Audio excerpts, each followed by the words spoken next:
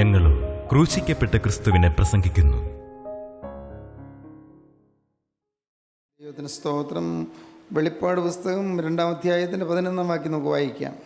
ആത്മാവ് സഭകളോട് പറയുന്നത് എന്തെന്ന് ചെവിയുള്ളവൻ കേൾക്കട്ടെ. ജയിക്കുന്നവന് രണ്ടാം മരണത്താൽ ദോഷം വരികയില്ല. ജയിക്കുന്നവന് രണ്ടാം മരണത്താൽ ദോഷം വരികയില്ല. ഒന്നാമത്തെ മരണം നാം ഈ ഭൂമിയിൽ നിന്ന് മാറ്റപ്പെടുന്ന നമ്മുടെ ശാരീരികമായ മരണം, ഒന്നാമത്തെ മരണം. നാം ഓരോരുത്തരും ഈ ഭൂമിയിൽ ജനിച്ച ഓരോരുത്തരും മരിക്കും. കർത്താവിൻ്റെ രണ്ടാമത്തെ വരവ് എപ്പോഴായാലും വാങ്ങിപ്പോയ വിശുദ്ധന്മാർ മാത്രം ഉയർത്തെഴുന്നേൽക്കും, ജീവനൊടിക്കുന്ന വിശുദ്ധന്മാർ രൂപാന്തരപ്പെടും. അങ്ങനെ കർത്താവിൻ്റെ രണ്ടാമത്തെ വരവിൽ ജീവനൊടിക്കുന്ന വിശുദ്ധന്മാർ അവർ രൂപാന്തരപ്പെട്ടു പോകും, ഒരു മരണം കാണുകയില്ല. ഒന്നാം മരണം അവർക്കില്ല. രണ്ടാമത്തെ മരണം അത് ഈ ഭൂമിയിലുള്ള മരണമല്ല, നമ്മുടെ ഓരോരുത്തരുടെയും ജീവിതത്തിൽ നാം നിത്യമായി യാതനയിലേക്ക് പോകുന്നതായ കാര്യമാണ് രണ്ടാമത്തെ മരണം. അത് വെളിപ്പാട് പുസ്തകത്തിൽ നേരെ പറഞ്ഞിട്ടുണ്ട്. 20-ാം അധ്യായത്തിൻ്റെ 14-ാം വാക്യം വായിക്കാം. മരണത്തെയും പാതാളത്തെയും തീപ്പൊയ്കയിൽ തള്ളിയിട്ടു. ഈ തീപ്പൊയ്ക രണ്ടാമത്തെ മരണം. ഈ തീപ്പൊയ്ക രണ്ടാമത്തെ മരണം ജീവപുസ്തകത്തിൽ പേരെഴുതി കാണാത്ത ഏവനെയും തീപ്പൊയ്കയിൽ തള്ളിയിടും. ജീവന്റെ പുസ്തകത്തിൽ പേരെഴുതി കാണാത്ത ഏവനെയും ഈ തീപ്പൊയ്കയിൽ തള്ളിയിടും. നാം ഭയപ്പെടേണ്ട ഒരു കാര്യമാണത്. തീപ്പൊയ്ക, കെടാത്ത തീയും ചാകാത്ത ഒഴിവുമുള്ള നിത്യദണ്ഡന സ്ഥലം, നിത്യമായ ദണ്ഡനം. പ്രിയപ്പെട്ടവരെ, നിത്യമായ യാതനയാണ്. ഇന്ന് ഇതെല്ലാം നാം പ്രസംഗത്തിൽ കേൾക്കുന്നു, നാം ഇതൊക്കെ അറിയുന്നു. ഒരു ദിവസം ഇത് നാം നേരിടേണ്ടി വരുമ്പോൾ, നാം അതിനെ അഭിമുഖീകരിക്കേണ്ടി വരുമ്പോൾ, പ്രിയപ്പെട്ടവരെ, അന്ന് നമുക്ക് പിന്നെ തിരിയാൻ സമയമില്ല. ഇന്നത് കേൾക്കുന്നു, നാം പല കാര്യങ്ങൾ അറിയുന്നു, പക്ഷേ നാം നേരിട്ട് ഇത് അനുഭവിക്കാൻ പോകുന്ന കാര്യം ആ സമയമാകുമ്പോഴേക്കും പിന്നെ നമുക്ക് തിരിയാൻ സമയമില്ല, പിന്നെ അനുഭവിക്കാൻ സമയമില്ല. ദൈവത്തിൻ്റെ ആത്മാവ് നമ്മെ നമ്മുടെ അരികത്ത് കാണുക പോലുമില്ല. ദൈവാത്മാവ് മാറിപ്പോയിരിക്കും, ദൈവാത്മാവ് മാറിപ്പോകും. പരിശുദ്ധാത്മാവ് കർത്താവിന് വേണ്ടിയുള്ളൊരു വിശുദ്ധമായ മണവാട്ടിയെ ഇന്ന് ഒരുക്കിക്കൊണ്ടിരിക്കുകയാണ്, വിശുദ്ധ മണവാട്ടി ഒരുക്കുകയാണ്. എലിയാസാർ ഇസ്ഹാക്കിന് വേണ്ടി റിബേക്കയെ ഒരുക്കിയതുപോലെ പരിശുദ്ധാത്മാവ് ഇന്ന് വിശുദ്ധ സഭയെ ഒരുക്കിക്കൊണ്ടിരിക്കുകയാണ്. ഈ വിശുദ്ധ സഭ അങ്ങ് ഇസ്ഹാക്കിൻ്റെ മണവാട്ടിയാകാൻ പോകുന്ന റിബേക്കയെ പോലെ ഒരുങ്ങി നാം കർത്താവിൻ്റെ വരവിന് വേണ്ടി കാത്തിരിക്കുകയാണ്. കർത്താവിന് വേണ്ടി കാത്തിരിക്കുന്ന നാം നമ്മുടെ ജീവിതത്തിൽ ഒരിക്കലും അബദ്ധം പറ്റിപ്പോകരുത്. നാം അരുമണവാളിൻ്റെ അരികിലേക്ക് പോകുവാൻ കാത്തിരിക്കുന്ന കന്യകയെപ്പോലെ നാം എപ്പോഴും കരുതലോടും ജാഗ്രതയോടും കൂടി നിൽക്കേണ്ടതാണ്. റിബേക്ക അവൾ ദൂരെ നിന്ന് വരുമ്പോൾ തന്നെ അങ്ങ് ദൂരെ വെളിമ്പ്രദേശത്ത് ഇസ്ഹാക്ക് നിൽക്കുന്നത് കണ്ടു. ആ വെളിമ്പ്രദേശത്ത് തമ്മിൽ എതിരേറ്റ് വരുന്ന പുരുഷൻ ആരെയെന്ന് റിബേക്ക ചോദിച്ചു. അപ്പോൾ എലിയാസാർ കാര്യസ്ഥൻ പറഞ്ഞു, അത് എൻ്റെ യജമാനൻ തന്നെ. നീ ആരെ കാത്ത് ആരെ കാണാൻ നീ ഒരുങ്ങി ഇവിടം വരെയും വന്നുവോ? ഈ ദീർഘമായ യാത്രകളുടെ ക്ലേശങ്ങളെല്ലാം സഹിച്ച് നീ ഇവിടം വരെ വന്നുവോ? ആ എൻ്റെ യജമാനൻ്റെ മകനായ ഏകജാതനായ ആ ഇസ്ഹാക്ക് തന്നെ. ദൈവത്തിന് സ്തോത്രം. വെളിമ്പ്രദേശത്തേക്ക് ഇറങ്ങി വരും കർത്താവായ യേശു ക്രിസ്തു.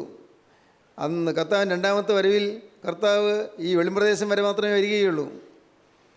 വെളിമ്പ്രദേശം മധ്യാകാശം വരെ മാത്രമേ വരികയുള്ളൂ. മധ്യാകാശത്തിൽ വരുമ്പോൾ അപ്പോഴാണ് കർത്താവിൻ്റെ ഗംഭീരനാഥം മുഴങ്ങുന്നത്, പ്രധാന ദൂതൻ്റെ ശബ്ദം കേൾക്കുന്നത്. അപ്പോഴാണ് ദൈവത്തിൻ്റെ കാഹളം മുഴങ്ങുന്നത്. ആ 3 കാര്യങ്ങൾ സംഭവിക്കുമ്പോൾ പെട്ടെന്ന് വിശുദ്ധന്മാർ രൂപാന്തരപ്പെടും. അന്ന് ജീവനോടിരിക്കുന്ന വിശുദ്ധന്മാർ രൂപാന്തരപ്പെടും. വാങ്ങിപ്പോയവർ അവർ ഈ വെളിമ്പ്രദേശത്തേക്ക്, ഈ മധ്യാകാശത്തേക്ക് രൂപം മാറി, അവരുടെ ആകൃതി മാറി, അവരുടെ ആളത്വം മാറി, രൂപാന്തരപ്പെട്ടവരായി, രൂപാന്തരം പ്രാപിച്ചവരായി അവരും പറന്നുയരും. ദൈവത്തിന് സ്തോത്രം. അപ്പോൾ ആ സമയത്ത് സ്വീകരിക്കപ്പെടുവാൻ സാധ്യമല്ലാതെ പോകുന്നവർ, അവിശ്വാസികളായിട്ടുള്ളവർ കല്ലറകളിൽ കിടക്കുന്നുണ്ട്, അനേകർ ഭൂമിയിൽ ജീവിക്കുന്നുണ്ട്. അവരെല്ലാവരും നിത്യമായി തീപ്പൊയ്യിലേക്ക് പോകും. അത് രണ്ടാമത്തെ മരണം. പ്രിയപ്പെട്ടവരെ, നമ്മുടെ ജീവിതത്തിൽ ഒരിക്കലും രണ്ടാം മരണം സംഭവിക്കരുത്. രണ്ടാം മരണം, 2 ജന്മമുണ്ട്. ഒന്നാം ശരീരപ്രകാരം ജനിച്ചത് നാം ഓരോരുത്തരും. അപ്പൻ്റെയും അമ്മയുടെയും മകനോ മകളുമായി നാം ഈ ശരീരപ്രകാരം ജനിച്ചു. അത് ഒന്നാമത്തെ ജന്മം. എന്നാൽ നാം ഈ ഭൂമിയിൽ ജനിച്ചതിന് ശേഷം ഏതെങ്കിലും ഒരു പ്രായത്തിൽ എപ്പോഴോ നമ്മുടെ ജീവിതം ക്രിസ്തുവിന് കൊടുത്ത് നമ്മുടെ ഹൃദയത്തിലേക്ക് യേശു ക്രിസ്തു എഴുന്നള്ളി വന്ന് ക്രിസ്തു നമ്മുടെ സ്വഭാവത്തെ രൂപാന്തരപ്പെടുത്തി ക്രിസ്തു നമ്മെ അധിവസിക്കുമ്പോൾ അതാണ് മാനസാന്തരം, അതാണ് വീണ്ടും ജനനം, രണ്ടാമത്തെ ജനനം. നമുക്ക് ഓരോരുത്തർക്കും രണ്ടാമത്തെ ജനനം വേണം. രണ്ടാം ജനനം കിട്ടിയവർക്ക് രണ്ടാം മരണം ദോഷം വരുത്തുകയില്ല. രണ്ടാം ജനനം കിട്ടിയവർക്ക് രണ്ടാം മരണത്തിലേക്ക് പ്രവേശിക്കേണ്ടി വരികയില്ല.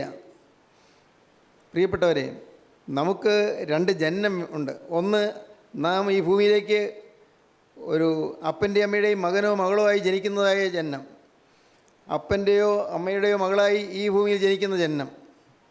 ദൈവത്തിന് സ്തോത്രം.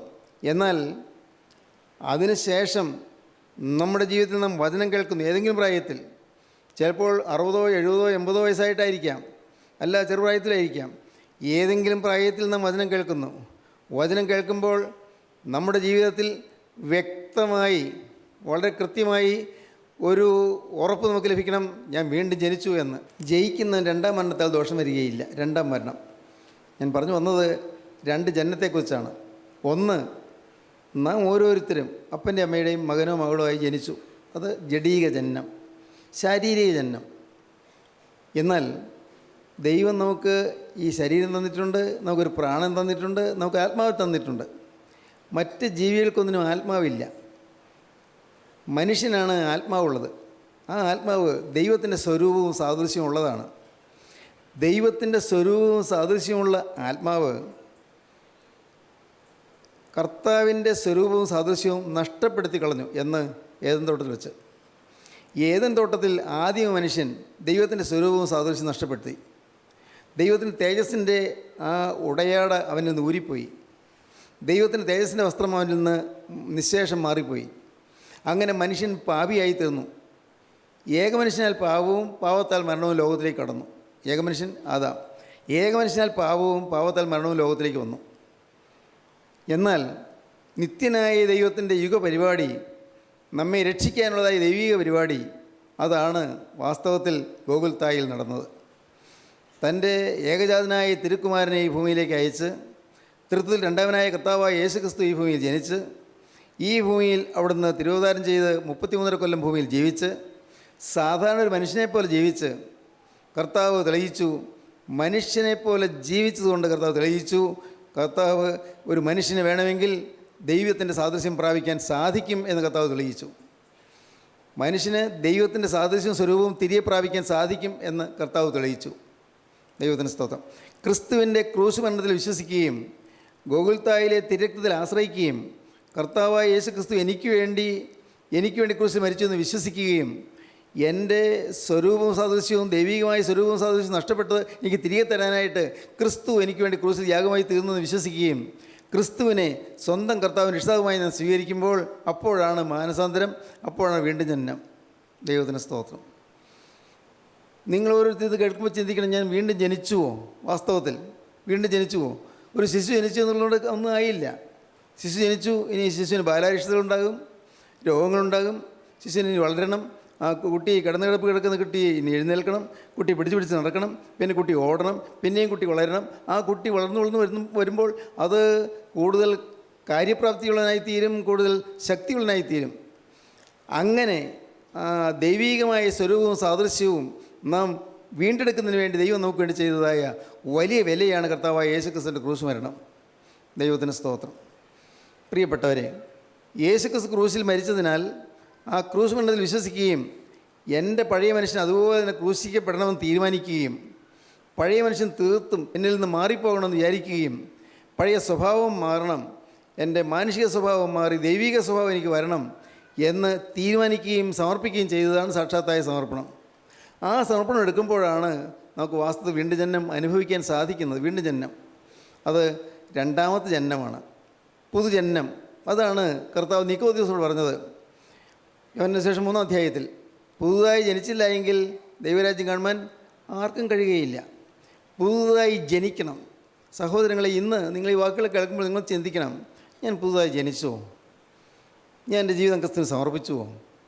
എൻ്റെ ജീവിതം കർത്താവായ യേശുക്രിസ്തുവിൻ്റെ രക്തത്താൽ കഴുകപ്പെട്ടുവോ? ഞാൻ കൂട്ടായ്മയിൽ വരുന്നുണ്ട്, വചനം കേൾക്കുന്നുണ്ട്, വചനം പറയുന്നുണ്ട്, സാക്ഷ്യം പറയുന്നുണ്ട്, ശരി. പക്ഷേ ഞാൻ വീണ്ടും ജനിച്ചുവോ?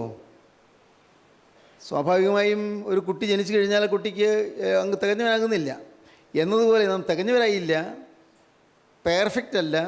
എന്നാൽ ഞാൻ വീണ്ടും ജനിച്ചു എന്നുള്ള ഒരൊറ്റ കാര്യം എൻ്റെ ജീവിതത്തിൽ നടന്നു പോകും. നിങ്ങൾ ചിന്തിക്കണം. അത് നടന്നില്ലെങ്കിൽ പിന്നെ അടുത്ത് പറയുന്ന കാര്യങ്ങളിൽ ഒന്നിലും നമുക്ക് യാതൊന്നും മനസ്സിലാവുകയില്ല, അനുഭവിക്കാൻ സാധിക്കുകയില്ല. വീണ്ടും ജന്മം വേണം നമുക്ക് ഓരോരുത്തർക്കും. ഞാൻ മാമോദിസ ഏറ്റു, പള്ളിയിൽ പോയി മാമോദിസ ഏറ്റു, എനിക്ക് തലവട്ടപ്പനോ വിശ്വാസം ഏറ്റു പറഞ്ഞു, ഞാൻ വീണ്ടും ജനിച്ചു എന്നൊക്കെ നാം ധരിച്ചുകൊണ്ടിരിക്കുന്നെങ്കിലും പ്രിയപ്പെട്ടവരെ, നമ്മുടെ ഓരോരുത്തരുടെയും സ്വന്തം ജീവിതത്തിൽ സ്വന്തമായ തീരുമാനമായി യേശുക്രിസ്തുവിനെ സ്വീകരിക്കണം, സാത്താനെ ഉപേക്ഷിക്കണം. തലവട്ടപ്പനോ നമുക്ക് വേണ്ടി പറഞ്ഞത് നാം അനുഭവമാക്കണം. തലവട്ടപ്പൻ പറഞ്ഞത് എന്താണ്? സാത്താനെ ഞാൻ ഉപേക്ഷിക്കുന്നു, മിശിഹായെ ഞാൻ സ്വീകരിക്കുന്നു. ആ ശിശുവിൻ്റെ മേലുള്ള പൈശാചികമായ അടിമത്വം മാറ്റി ശിശു ക്രിസ്തുവിൻ്റെ വകയായി തീരുവാൻ വേണ്ടി തലവട്ടപ്പൻ ഇടനില നിൽക്കുകയാണ്, മധ്യസ്ഥത വഹിക്കുകയാണ്. ആ തലവട്ടമ്മയുടെ ചുമതല എന്താണ്? ആ കുട്ടി വളർന്നു വരുമ്പോൾ കുട്ടിക്ക് കാര്യം മനസ്സിലാക്കി കൊടുക്കുകയും ആ കുട്ടിയെ ദൈവികമായ വഴിയിലേക്ക് തിരിക്കുകയും നീ ക്രിസ്തുവിനെ സ്വീകരിച്ചവനാണ്, നീ പാപത്തെ ഉപേക്ഷിച്ചവനാണ്, സാത്താൻ ഉപേക്ഷിച്ചവനാണെന്ന് പറഞ്ഞു കൊടുക്കുകയും ചെയ്ത് ആ കുട്ടിയെ നേർവഴിയിൽ നടത്തണം. അതാണ് തലവട്ടപ്പൻ്റെ ചുമതല. ദൈവത്തിന് സ്തോത്രം. അതൊന്നും ആളുകൾക്ക് അറിഞ്ഞുകൂടാ. നാം തലവിടാൻ പറഞ്ഞു, തലവിട്ടു, അത്രയേ ഉള്ളൂ. ആർക്കും അതിനെക്കുറിച്ച് അറിഞ്ഞുകൂടാ. ആരോ പറഞ്ഞു നിങ്ങൾ ഇത്തവണ കുഞ്ഞിനെ തലവിടാൻ ഇന്ന ആളാണ് ഉദ്ദേശിച്ചിരിക്കുന്നത് പറഞ്ഞു. ചില ബന്ധങ്ങളോ ഒക്കെ സ്വന്തമൊക്കെ ആയിട്ടുള്ള കാര്യം പറഞ്ഞിട്ട് അത് തലവിടുന്നു. പക്ഷേ വലിയ ഉത്തരവാദിത്വമാണ് ഏറ്റെടുക്കുന്നത്. ആ കുഞ്ഞിനെ നിത്യജീവനിലേക്ക് അടുപ്പിക്കുക എന്നും നിത്യജീവൻ്റെ തീരുമാനത്തിലേക്ക് കുഞ്ഞിനെ എത്തിക്കുക എന്നുള്ളതും നമ്മുടെ ഓരോരുത്തരുടെയും ചുമതലയാണ്. നാം ഓരോരുത്തരും ചെയ്യണത്. ഇത് ഈ പുതിയ നവീകരണ സഭകൾക്ക് മാത്രമല്ലിത്. ഇന്ന് ഈ ഭൂമിയിലുള്ള പുരാതന സഭകളുണ്ടല്ലോ, ഓർത്തഡോക്സ് സഭ, യാക്കോബായ സഭ, കത്തോലിക്ക സഭ മുതലായ ആ സഭകളിലൊക്കെയും കൺഫർമേഷൻ എന്ന് പറയുന്ന ഒരു കാര്യമുണ്ട്. കൺഫർമേഷൻ, സ്ഥിരീകരണ ശുശ്രൂഷ എന്ന് പറഞ്ഞാൽ കൺഫർമേഷൻ.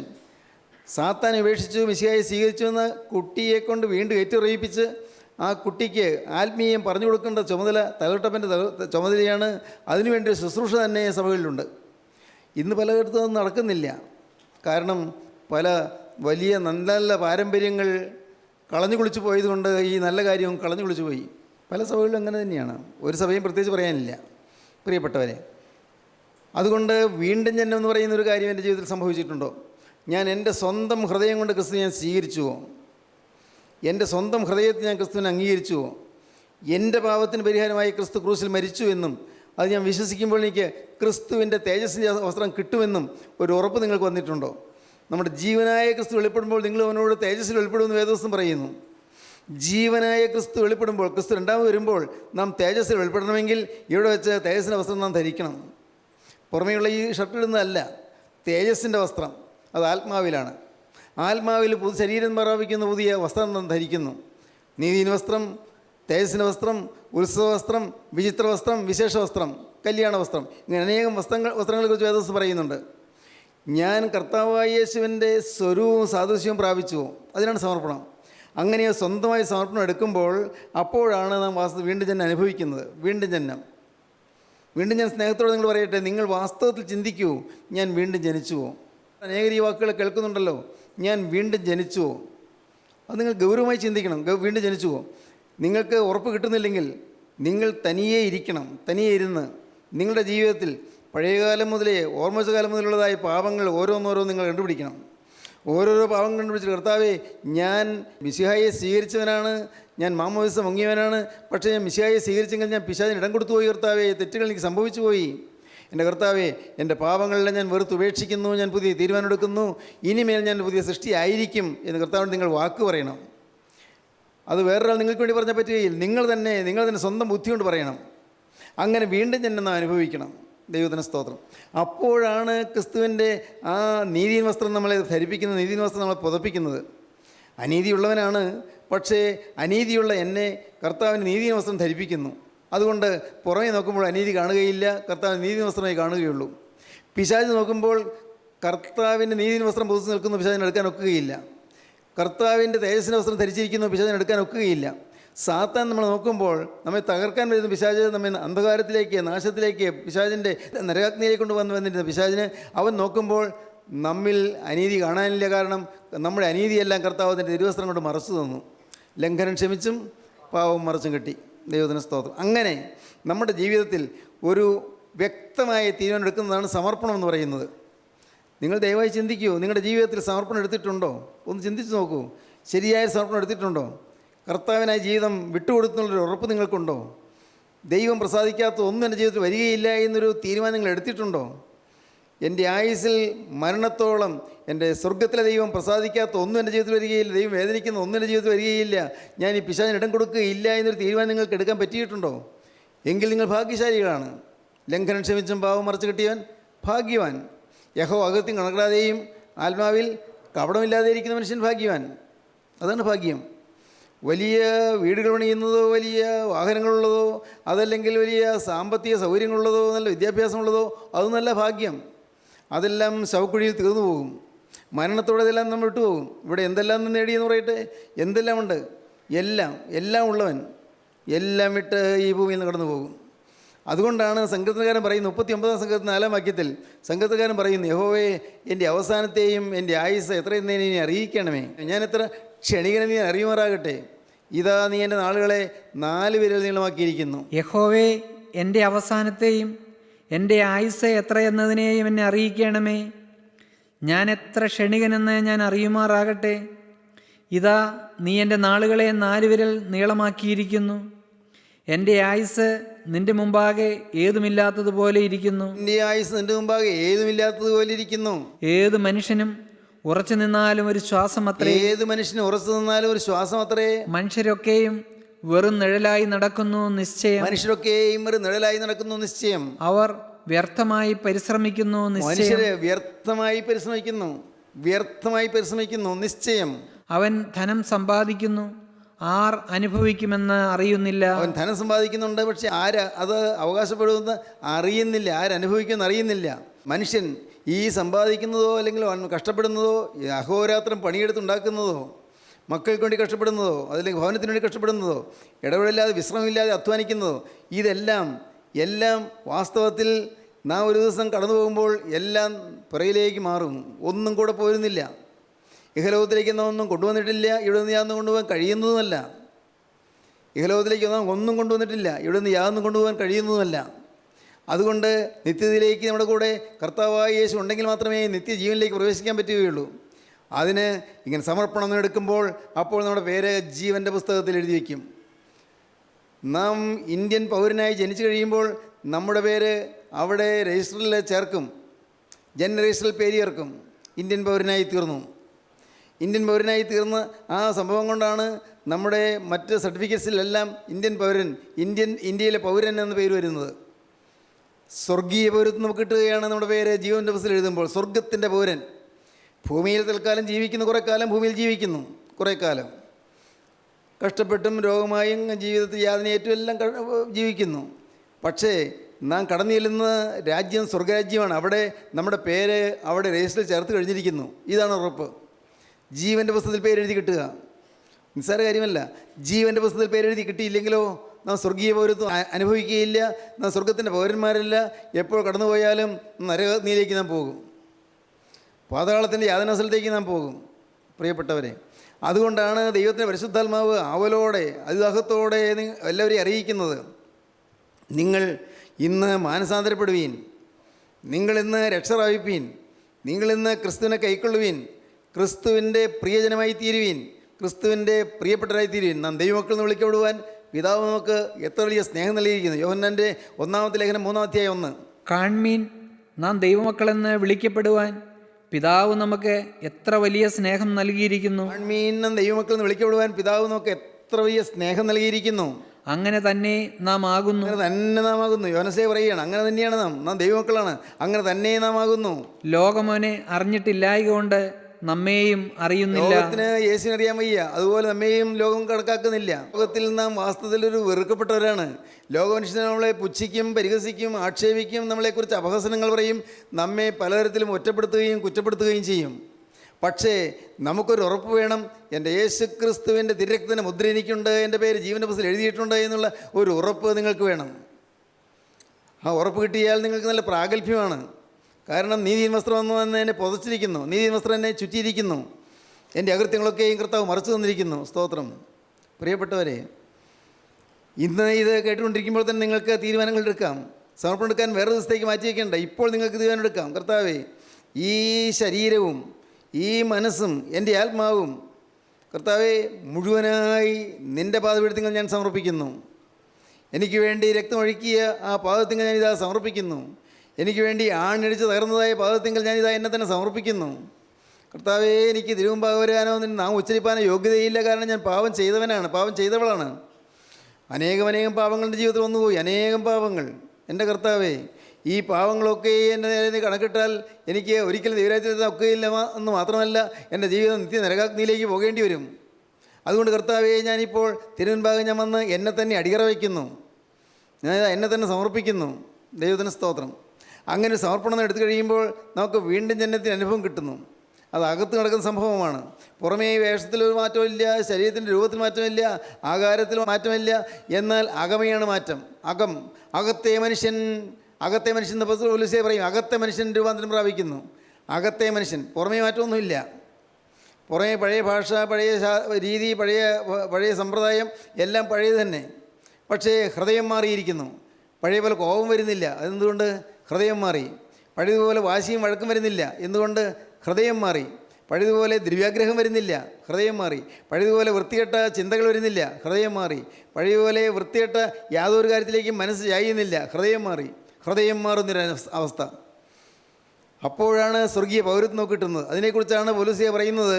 ഫിലിപ്പിയ ലേഖനം 3-ാം അധ്യായത്തിൻ്റെ ലാസ്റ്റ് പാരഗ്രാഫ്. നമ്മുടെ പൗരത്വമോ സ്വർഗത്തിലാകുന്നു. നമ്മുടെ പൗരത്വമോ സ്വർഗത്തിലാകുന്നു. അവിടെ നിന്ന് കർത്താവായ യേശുക്രിസ്തു രക്ഷിതാവായി വരുമെന്ന് കാത്തിരിക്കുന്നു. നമ്മുടെ പൗരത്വമോ സ്വർഗത്തിലാകുന്നു. നമ്മുടെ പൗരത്വമോ സ്വർഗത്തിലാകുന്നു. അവിടെ നിന്ന് കർത്താവായ യേശുക്രിസ്തു രക്ഷിതാവായി വരുമെന്ന് നാം കാത്തിരിക്കുന്നു. കർത്താവായ യേശുക്രിസ്തു സ്വർഗത്തിൽ നിന്ന് നമ്മുടെ രക്ഷിതാവായി വീണ്ടും വരുമെന്ന് നാം കാത്തിരിക്കുന്നു. അവൻ സകലവും തനിക്ക് കീഴ്പ്പെടുത്തുവാൻ കഴിയുന്ന തൻ്റെ വ്യാപാര ശക്തി കൊണ്ട് നമ്മുടെ താഴ്ചയുള്ള ശരീരത്തെ തൻ്റെ മഹത്വമുള്ള ശരീരത്തോട് അനുരൂപമായി രൂപാന്തരപ്പെടുത്തും. അവൻ സകലത്തെയും കീഴ്പ്പെടുത്താൻ കഴിയുന്നതിൻ്റെ വ്യാപാര ശക്തി കൊണ്ട് നമ്മുടെ താഴ്ചയുള്ള ശരീരത്തെ തൻ്റെ മഹത്വമുള്ള ശരീരത്തോട് അനുരൂപമായി രൂപാന്തരപ്പെടുത്തും. സ്തോത്രം. എന്തൊരു ഭാഗ്യാവസ്ഥയാണ്! ഈ ഭൂമിയിൽ ജീവിക്കുമ്പോൾ സ്വർഗീയ പൗരത്വം കിട്ടുന്നു. നമ്മുടെ പേരോട് എഴുതപ്പെട്ട് കിട്ടുന്നു. എൻ്റെ സഹോദരങ്ങളെ, അതിനായി ഇനിയോട്ട് നിങ്ങൾ താമസിക്കരുത്. സ്വർഗീയ പൗരത്വം നേടുവാൻ ഇനി താമസിക്കരുത്. ഇന്ന് കർത്താവേ, ഇന്ന് എന്നൊരു ദിവസം എനിക്ക് തന്നിരിക്കുന്നു. നാളെ എനിക്കുണ്ടോ എന്ന് എനിക്ക് അറിഞ്ഞുകൂടാ. നാളെ പ്രഭാതത്തിൽ ഞാൻ ജീവനോട് ഈ ഭൂമിയിലുണ്ടോ എന്ന് എനിക്ക് അറിഞ്ഞുകൂടാ. നാളെ പ്രഭാതത്തിൽ ഞാൻ ഉറക്കത്തിൽ എഴുന്നേൽക്കുന്നതിന് മുമ്പ് ഞാൻ ഈ ഭൂമിയിൽ നിന്ന് മാറ്റപ്പെടുമോ എനിക്ക് അറിഞ്ഞുകൂടാ. എൻ്റെ കർത്താവേ, ഇന്ന് എന്നൊരു ദിവസം നീ എനിക്ക് തന്നിരിക്കുന്നു. ഈ ദിവസം ഞാനിതാ എന്നെ നിൻ്റെ പാദപീഠത്തിലേക്ക് സമർപ്പിക്കുന്നു. എൻ്റെ പരാജയങ്ങളോടുകൂടെ, എൻ്റെ പോരായ്മകളോടുകൂടെ, എൻ്റെ പാപങ്ങളോടുകൂടെ, എൻ്റെ കർത്താവേ, എൻ്റെ ബലഹീനതകളോടുകൂടെ എൻ്റെ ആളത്വം മുഴുവനായി ഇതാ ഞാൻ നിനക്ക് സമർപ്പിച്ച് തരികയാണ്, വിട്ടുതരികയാണ്. കർത്താവേ, എന്നെ വീണ്ടും ജനത്തിൻ്റെ മഹാനുഭവത്തിലേക്ക് വരുത്തണമേ. എൻ്റെ മേൽ നിൻ്റെ തൃക്കൈ വയ്ക്കണമേ. കർത്താവേ, എൻ്റെ ജീവിതത്തിൽ വന്നുപോയ പാവങ്ങളൊക്കെ ഇനി ക്ഷമിച്ചു തരണമേ. അറിഞ്ഞും അറിയാതെയും പല പാവങ്ങളും വന്നുപോയി. പാവത്തിൻ്റെ പ്രവൃത്തി വന്നില്ലെങ്കിൽ പോലും പാവത്തിന് പല ചിന്തകളും പാവത്തിന് പല ഭാവങ്ങളും എൻ്റെ ഹൃദയത്തിൽ വന്നുപോയി. പാവത്തിൻ്റെ ചില മനോനിരൂപണങ്ങൾ എൻ്റെ ജീവിതത്തിൽ വന്നുപോയി. എൻ്റെ പുറമേ കാണിക്കുന്നില്ല, പക്ഷേ എൻ്റെ ഹൃദയത്തിൽ അസൂയ ഉണ്ടായിപ്പോയി. എൻ്റെ ഹൃദയത്തിൽ അഹങ്കാരം ഉണ്ടായിപ്പോയി. എൻ്റെ ഹൃദയത്തിൽ ദ്രവ്യാഗ്രഹം ഉണ്ടായിപ്പോയി. എൻ്റെ ഹൃദയത്തിൽ സ്വാർത്ഥത വന്നുപോയി. എനിക്ക് ചിലരോട് മുഖപക്ഷം വന്നുപോയി. എൻ്റെ കർത്താവേ, തെറ്റുകൾ എണ്ണിയാൽ തീരില്ല. അനേകം തെറ്റുകൾ എൻ്റെ ജീവിതത്തിൽ വന്നുപോയി. ഓരോന്നോരോന്ന് ഏറ്റു പറയാൻ തുടങ്ങിയാൽ തീരില്ലല്ലോ കർത്താവേ. അതുകൊണ്ട് എന്നെ മുഴുവനായി തിരുമുമ്പാകെ കൊണ്ടുവരുന്നു. എൻ്റെ പരാജയങ്ങളോടുകൂടെ, എൻ്റെ പരാധീനതകളോടുകൂടെ, എൻ്റെ കുറവുകളോടുകൂടെ, എൻ്റെ ബലഹീനതകളോടുകൂടെ, എൻ്റെ കർത്താവേ, എൻ്റെ സകല മ്ലേച്ഛതകളോടും കൂടെ ഈ നിസ്സാരമായ ആളത്വം, ഈ ക്ഷണികമായ ജീവിതം നിൻ്റെ പാദപീഠത്തിലേക്ക് ഞാനിതാ സമർപ്പിക്കുന്നു. നീ നിൻ്റെ തൃക്കരം നീട്ടി ഈ പാവിയായ എന്നെ ഒന്ന് തൊടണമേ. ഹല്ലേലൂയ. എൻ്റെ യേശുവേ, ഇപ്പോൾ നിൻ്റെ ആണിപ്പാടുള്ള കരം നീട്ടി എന്നെ ഒന്ന് തൊടണമേ. കർത്താവേ, എൻ്റെ രോഗഗ്രസ്തമായ ശരീരത്തിൽ നീ ഒന്ന് തൊടണമേ. എൻ്റെ പാവം നശിപ്പിച്ച് കളഞ്ഞ ഈ ശരീരത്തിൽ നീ ഒന്ന് തൊടണമേ. ഓരോ അവയവത്തിലും പാവം വന്നുപോയ ഈ ശരീരത്തിൽ നിൻ്റെ അരുമകരം ഒന്ന് വെക്കണമേ, എന്നെ വിശദീകരിക്കണമേ. നിങ്ങൾ സമർപ്പിക്കുമോ? നിങ്ങൾക്ക് പ്രാർത്ഥിക്കാം. നിങ്ങൾക്ക് ഈ ഭാഗ്യാനുഭവം നേടാം. സ്വർഗത്തിൻ്റെ പൗരന്മാരെ തീരാം. രണ്ടാം മരണത്താൽ ദോഷം വരികയില്ല. നരകാഗ്നിയിൽ രക്ഷപ്പെടാം. ദൈവത്തിന് സ്തോത്രം. കാരുണ്യവാനായ ഞങ്ങളുടെ സ്വർഗീയ പിതാവേ, അനുഗ്രഹീത നിമിഷങ്ങൾക്കായി സ്തോത്രം. അപ്പോൾ അവിടെ നിങ്ങളുടെ കൂടെ തന്നെ ഉള്ളതിനായി സ്തോത്രം. ഈ മക്കളെ എല്ലാം അവിടെ കടാക്ഷിക്കുന്നതിനായി സ്തോത്രം. എല്ലാവരോടും അവിടുന്ന് മനസ്സിലായുന്നതിനായി സ്തോത്രം. എല്ലാവരെയും തുടരണമേ കർത്താവേ. തിരക്കത്തിൻ്റെ തളിപ്പ് എല്ലാവർക്കും ലഭിക്കണമേ കർത്താവേ. സാക്ഷാത്തായ ക്രിസ്തീയ ജീവിതത്തിന് അനുഭവം എന്താണെന്ന് അനുഭവിക്കാൻ ഈ മക്കൾക്ക് ഭാഗ്യം നൽകണമേ കർത്താവേ. രണ്ടാമത്തവരിന് വേണ്ടി ഈ മക്കളെല്ലാം ഒരുക്കണമേ എന്ന് പ്രാർത്ഥിക്കുന്നു. ജീവൻ്റെ കിരീടം പ്രാപിപ്പാൻ തക്കൊണ്ട് മക്കൾക്ക് ഭാഗ്യം നൽകണമെന്ന് പ്രാർത്ഥിക്കുന്നു. എല്ലാവരെയും അനുഗ്രഹിക്കണമേ. യേശു ക്രിസ്തുവിൻ്റെ പരിശുദ്ധമായ നാമത്തിൽ യാചിക്കുന്നു. കൃപയോടെ കേൾക്കണം പിതാവേ. ആമീൻ. ഹല്ലേലൂയ.